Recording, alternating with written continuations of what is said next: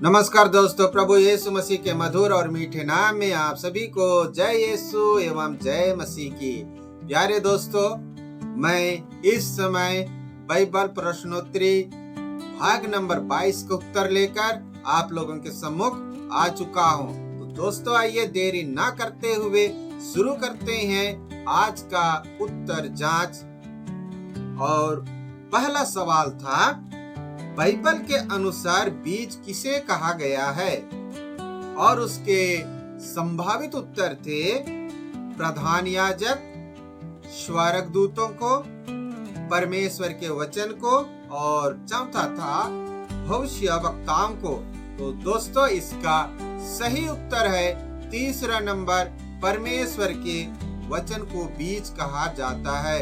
दोस्तों, आप लोगों ने बोने वाले का दृष्टांत अवश्य सुना होगा, और उसमें यीशु मसीह ने स्वयं कहा, बोने वाला कौन है? ईश्वर है। और बीज कौन है?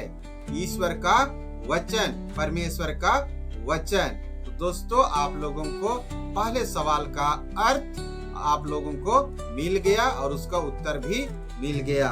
तो अब आते हैं दूसरे सवाल की ओर। और दूसरा सवाल था, कौन व्यक्ति 2 खच्चरों के बोझ बराबर मिट्टी ले गया? और इसके संभावित उत्तरों में से पहला था नबाल, दूसरा बलाम, तीसरा नमान और चौथा गिदोन। तो दोस्तों, इसका सही उत्तर है तीसरा नंबर, नमान। दोस्तों, यह वही नमान है, यह सेनाध्यक्ष था जो कि नबी एलिशा के पास गया था। क्यों? क्योंकि नमान को कोढ़ की बीमारी हो गया था, और एलिशा ने इससे कहा था कि यरदन नदी में 7 बार डुबकी लगाना, तो तेरे जो रोग हैं वो दूर हो जाएंगे। और नमान ने ऐसे ही किया। उन्होंने यरदन नदी में 7 बार डुबकी लगाया और देखा कि वह बिल्कुल चंगा हो गया। उसके पूरा शरीर कोमल बच्चों की तरह हो गया है, और वह खुशी के साथ में किसके पास जाता है? नबी एलिशा के पास जाता है, अपने पूरे परिवार को लेकर जाता है, और नबी एलिशा के लिए बहुत सारा उपहार लेकर जाता है, खुशी से, आनंद से उसे देने के लिए।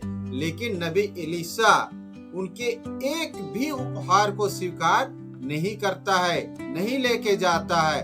तब नमान ने उससे कहा कि गुरुवर, मुझे इस बात की आज्ञा दीजिए कि मैं अपने 2 खच्चरों के बोझ के बराबर यहाँ का मिट्टी लेकर जाऊंगा। तो दोस्तों, यह वही नमान है जो कि पूरे कोढ़ की बीमारी से ग्रसित था, लेकिन ईश्वर ने उसे चंगा किया। अब है आप लोगों के सम्मुख तीसरा सवाल, और वह यह था, 10 कोढ़ियों में से एक ने वापस आकर यीशु के चरणों में गिरकर स्तुति किया।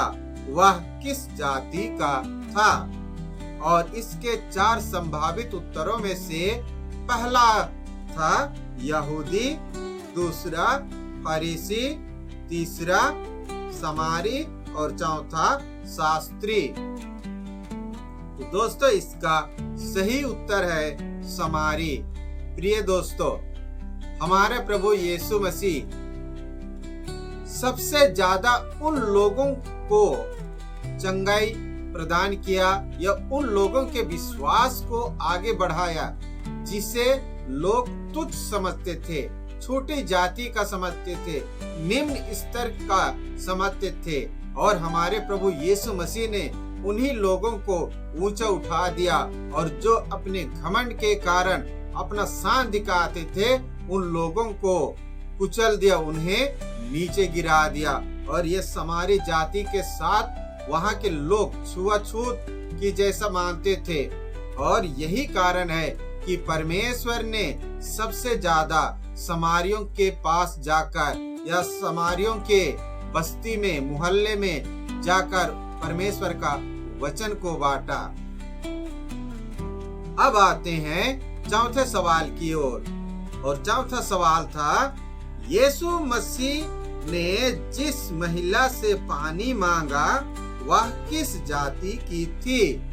और इसके 4 संभावित उत्तरों में से पहला था समारी, दूसरा प्रजापति, तीसरा यहूदी और चौथा यबूसी। तो दोस्तों, आप सभी लोग जानते हैं कि हमारा यीशु मसीह जब कुएं के पास में बैठा था, तब उसने अपने शिष्यों को भोजन की व्यवस्था के लिए आसपास के नगरों में भेज दिया था। तब एक समारी महिला वहां पानी भरने आई और हमारे यीशु मसीह ने उससे पानी मांगा था दोस्तों। और वो किस जाति की थी? वो भी समारी जाति की थी। अब आते हैं 5वें सवाल की ओर। और 5वां सवाल था, क्या तुम्हारा क्रोध करना उचित है? किसने किससे कहा? और इसके संभावित उत्तरों में से पहला था प्रभु ने योना से कहा, दूसरा आयुब ने अपने दोस्तों से कहा, तीसरा रेबेका ने इसहाक से कहा और चौथा दाऊद ने राजा शाऊल से कहा। दोस्तों, इसका सही उत्तर है पहला नंबर, प्रभु ने योना से कहा। दोस्तों, योना नबी जानता था कि हमारा परमेश्वर देर से क्रोध करने वाला है और दयावान है, और वो नीनवे शहर जाकर प्रभु के जो उद्देश्य था उसको वहां पर प्रकट किया था और यह भविष्यवाणी किया था कि 40 दिन के बाद नीनवे शहर तबाह कर दिया जाएगा। लेकिन उन लोगों ने योना नबी के बारे में छानबीन किया और वह जिस नाम से वहां पर भविष्यवाणी किया उसके बारे में उन्होंने जानकारी जुटाई। और जब उन्होंने देखा कि परमेश्वर ने मिस्र देश में क्या किया था और सदोम और गमोरा में परमेश्वर का क्रोध किस तरह से भड़क उठा था, तो दोस्तों वहां के राजा ने एक आदेश निकाला कि आज से 3 दिन तक हर एक व्यक्ति, चाहे छोटा हो बड़ा हो, जानवर ही क्यों ना हो, वो 3 दिन तक उपवास करेंगे। और दोस्तों, उन्होंने कठिन तपस्या किया, टाट ओढ़े सिर पे उन्होंने राख डाला, कोई राख में बैठा, रोड में बैठे, गलियों में बैठे और दुहाई देने लगे और परमेश्वर का क्रोध शांत हो गया। और नीनवे शहर को परमेश्वर ने अपने क्रोध के भट्टी में नहीं डाला, उन्हें बचा कर रखा। और इधर योना क्या सोचा कि मैंने जो परमेश्वर के नाम से वहां पर जो भविष्यवाणी किया था वो झूठा निकल गया, और वो जाकर एक जगह बैठा हुआ था। वहां पर बहुत ही तेज धूप भी थी और वहां एक कुंदरू की लता भी निकलती है, उसके छाया में भी बैठा रहता है। लेकिन एक कीड़ा उस कुंदरू के लता को काट देता है और वो लता सूख जाती है। और योना क्या होता है? क्रोधित होता है। वो परमेश्वर से कहता है कि प्रभु, मेरा मर जाना ही क्या है, अच्छा है, क्योंकि मैं जानता था कि तू दयावान है, तू प्रेम का धनी है, तू प्रेम करने वाला है, तू शांति दाता है, तू जीवन देने वाला है, फिर भी तूने मेरे को नीनवे शहर में भेजा। तब परमेश्वर ने कहा था, क्या तुम्हारा क्रोध करना उचित है? योना नबी कहता है, हाँ उचित है, मेरा मर जाना तो उचित है। लेकिन दोस्तों, परमेश्वर के इस चेतावनी के कारण पूरे नीनवे शहर का काया पलट हो गया। जब योना नीनवे शहर गया और उसने परमेश्वर के दंड को वहां पर बताया, तब लोगों ने क्या किया? परमेश्वर को ढूंढा, परमेश्वर के वचन को उन्होंने ढूंढा, उसके क्रोध को उन्होंने ढूंढना शुरू किया। और जब उन्हें पता चला कि जिस परमेश्वर के नाम से ये योना नबी यहाँ पर आया है और यहाँ जो उसने दंड सुनाया है, हमारे परमेश्वर से डरने लगे, भय खाने लगे। और उस डर ने उन लोगों को सही रास्ते पर ले आया और परमेश्वर की महिमा योना के कारण उस पूरे नीनवे शहर में प्रकट हो गया। तो दोस्तों, यह है 5वें सवाल का उत्तर। अब आते हैं 6वें सवाल की ओर। मैंने शैतान को बिजली की तरह स्वर्ग से गिरते देखा। ये बातें किसने कही? और इसके संभावित उत्तर थे, यीशु ने यहूदियों से कहा। दूसरा, यीशु ने 72 शिष्यों से कहा। तीसरा, यीशु ने फरीसियों से कहा। और चौथा था, यीशु ने 12 शिष्यों से कहा। तो दोस्तों, इसका सही उत्तर है, यीशु मसीह ने 72 शिष्यों से कहा। दोस्तों, हमारे प्रभु यीशु मसीह ने 72 शिष्यों को हर एक बीमारी, शैतान, दुष्ट आत्मा, अवदूतों के ऊपर अधिकार देकर उन्होंने अलग अलग नगरों में भेजा था। और जब ये 72 शिष्य वापस आकर प्रभु को बताए कि प्रभु, हमने आपके नाम से ये सारे काम किए, इतने बड़े बड़े काम किए, नरक दूतों को निकाले, अवदूतों को निकाले, तब प्रभु ने क्या कहा? मैंने शैतान को बिजली की तरह इधर से उधर जाते देखा, स्वर्ग से नीचे गिरते देखा। दोस्तों, इसका सही उत्तर है दूसरा नंबर, यीशु ने 72 शिष्यों से कहा। अब है आप लोगों के सम्मुख 7वां सवाल। और 7वां सवाल था, नीनवे के लोग किस तरह से उपवास किया? और इसके 4 संभावित उत्तरों में से पहला था, नए नए कपड़े पहनकर। दूसरा, सोना और चांदी पहनकर। तीसरा, टाट और राख डालकर। और चौथा था, इसमें से कोई नहीं। तो दोस्तों, इसका सही उत्तर है तीसरा नंबर, टाट और राख डालकर।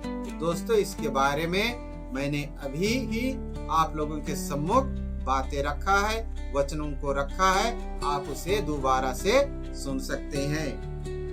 अब आते हैं 8वें सवाल की ओर। वह कौन राजा था जिसने इब्रानी लड़के बच्चों को मार डालने का आदेश दिया?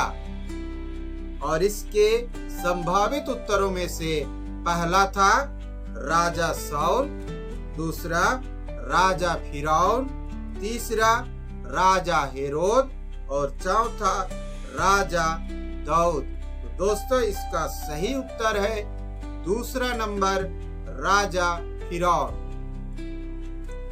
दोस्तों, जब कनान देश में भयंकर अकाल होता है और उस समय यूसुफ नबी मिस्र देश का प्रधान खजांची होता है, प्रधानमंत्री होता है, तब उसने अपने पिता के वंश को बुला लिया, जो कि गोसेन प्रांत में उन्हें रहने के लिए जगह दिया गया। लेकिन वहां पर परमेश्वर की आशीष इनके साथ बहुत ज्यादा रहती थी, जिसके वजह से इनकी जो जनसंख्या है वो दिनों दिन बढ़ते गया। और इसी वजह से यहाँ के जो मिस्री लोग थे उनके बीच में भय उत्पन्न हो गया।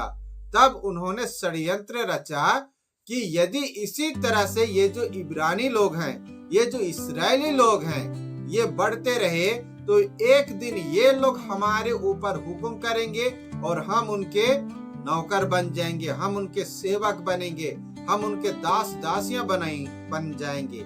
इसलिए उन्होंने ये योजना निकाला और राजा फिरौन ने वहां के जो दाई लोग थे उनको ये आदेश दिया था कि जब तुम जितने भी डिलीवरी कराओगे, है ना, प्रसव कराओगे, तब उस समय देखना कि यदि कोई भी लड़का बच्चा पैदा होता है तब तुम उसे क्या करना, मार डालना।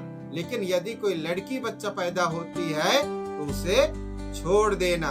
तो दोस्तों, इस तरह से वहां पर राजा फिरौन ने बहुत सारे लड़कों को मारने का आदेश दिया था। लेकिन ये जो दाई लोग होते थे ना, वो परमेश्वर के जन थे, वो परमेश्वर से डरते थे। इसलिए जब भी लड़का बच्चा होता था, राजा को उन्हें झूठी सूचना दिया जाता था या छुपा दिया जाता था, या तो फिर बता दिया ही नहीं जाता था। आप लोग जानते हैं मूसा नबी को इसी वजह से नील नदी के पानी में सरकंडों के बीच में उसकी माँ ने क्या किया था, छुपा कर रखा था। अब आते हैं 9वें सवाल की ओर। 9वां सवाल था, किस नबी ने कहा मेरी हड्डियां अपने साथ ले जाना?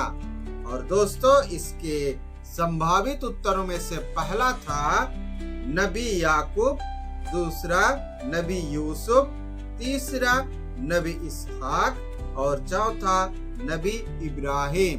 दोस्तों इसका सही उत्तर है दूसरा नंबर, नबी यूसुफ ने। दोस्तों और हम लोग सभी जानते हैं कि निर्गमन ग्रंथ में जब इस्राएली प्रजा मिस्र देश से आजाद होकर कनान देश के लिए, प्रतिज्ञात देश के लिए जाते हैं, तब याकूब के बेटे लोग अपने सबसे छोटे भाई यूसुफ का हड्डियों को भी अपने साथ में लेकर चले जाते हैं। अब है आप लोगों के सम्मुख 10वां सवाल और वह यह था, यह मेरा प्रिय पुत्र है, इसकी सुनो, यह आकाशवाणी कब हुई? और इसके 4 संभावित उत्तरों में से पहला था जब यीशु बपतिस्मा लिया, दूसरा जब यीशु पुनर्जीवित हुए और तीसरा जब यीशु का रूपांतरण हुआ और चौथा था जब यीशु पानी पर चल रहे थे। तो दोस्तों इसका सही उत्तर है तीसरा नंबर, जब यीशु का रूपांतरण हुआ।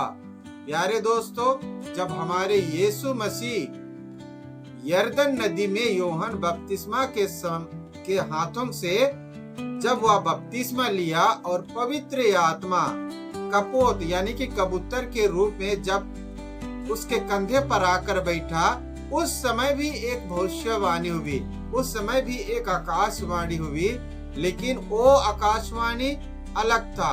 उसमें इस तरह से था, यह मेरा प्रिय पुत्र है, मैं इससे अत्यंत प्रसन्न हूँ। लेकिन जब हमारे यीशु मसीह का रूपांतरण होता है, वहाँ पर जो शिष्य होते थे उन्होंने क्या कहा था कि प्रभु हमें यहाँ रहना कितना अच्छा है, हम यहाँ पर 3 तंबू खड़ा करेंगे, एक मूसा के लिए, एक इलिय्याह के लिए और एक आपके लिए। तो दोस्तों उसी समय ये भविष्यवाणी हुआ था कि यह मेरा प्रिय पुत्र है, इसकी सुनो।